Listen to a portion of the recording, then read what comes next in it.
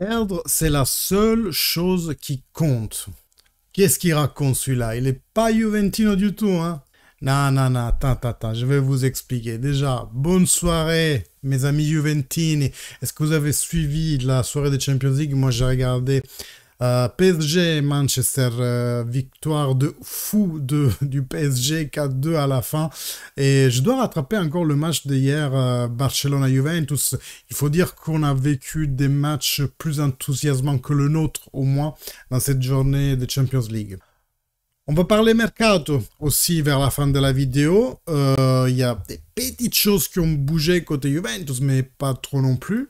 En tout cas, je voulais vraiment vous parler de Champions League parce que là, la fin de la première partie est bientôt arrivée et ça commence à prendre des formes, ce qui nous donne un peu des indices pour la suite. Alors déjà, si vous n'êtes pas abonné, je vous invite à le faire.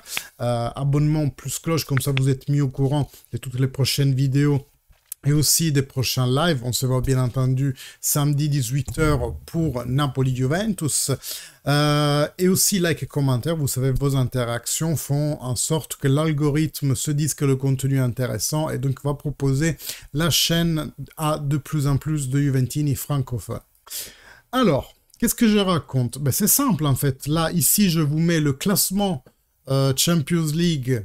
Tout simplement celui des barrages, hein, donc de la position 9 à la position 24.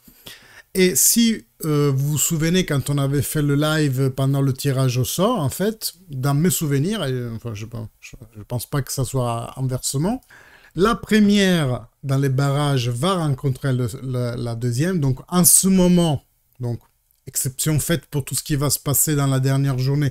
Mais en ce moment, Aston Villa Stoccarda, Monaco Sporting, Feyenoord PSG, Lille Club Bruges, Brest PSV Eindhoven, Borussia Dortmund Celtic et, roulement de tambour, Real Madrid Juventus.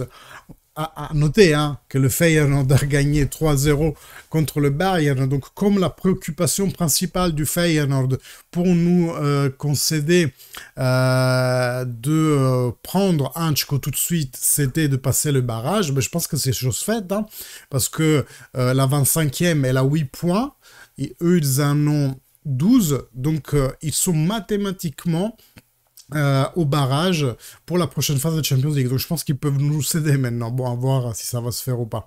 Mais vous voyez, donc le prochain match, en ce moment, ça serait Real Madrid-Juventus. Et pourquoi je vous dis perdre, c'est la seule chose qui compte? Parce qu'en fait, dans le prochain match, on va rencontrer le Benfica.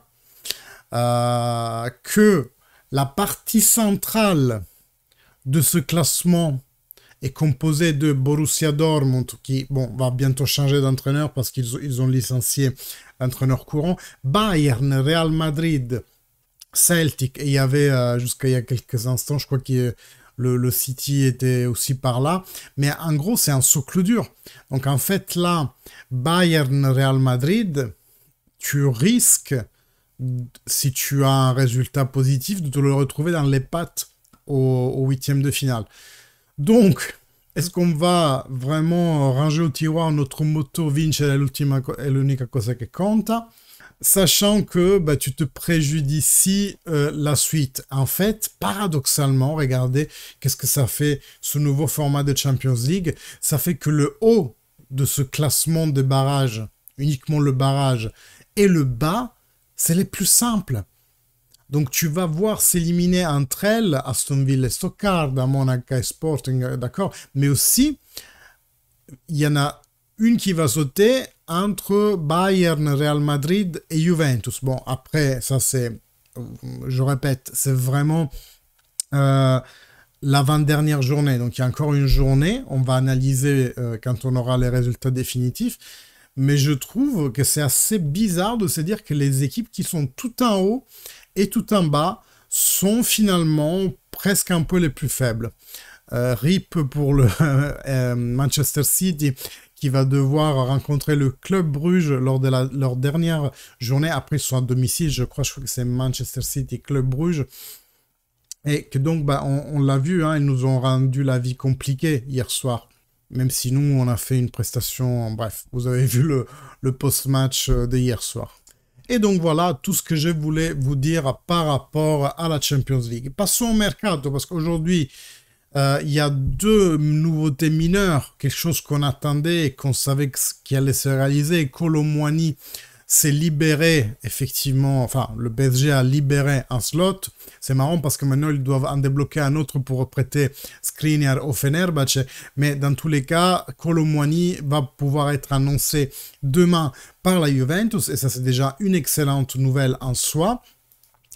Et l'autre nouveauté, c'est l'ouverture du Chelsea à un prêt onéreux avec une option d'achat, chose qu'ils n'acceptaient pas jusqu'à hier. Et donc aujourd'hui, c'est chose faite.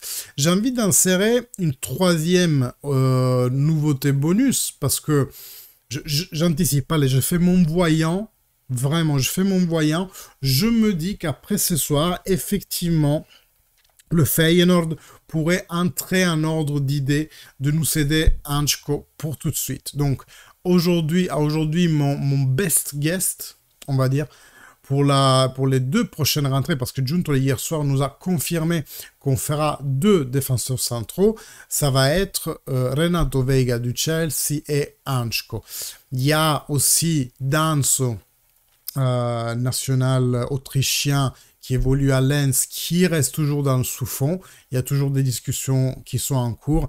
Donc on verra avec cette première journée de Champions League passée si ça débloque des situations.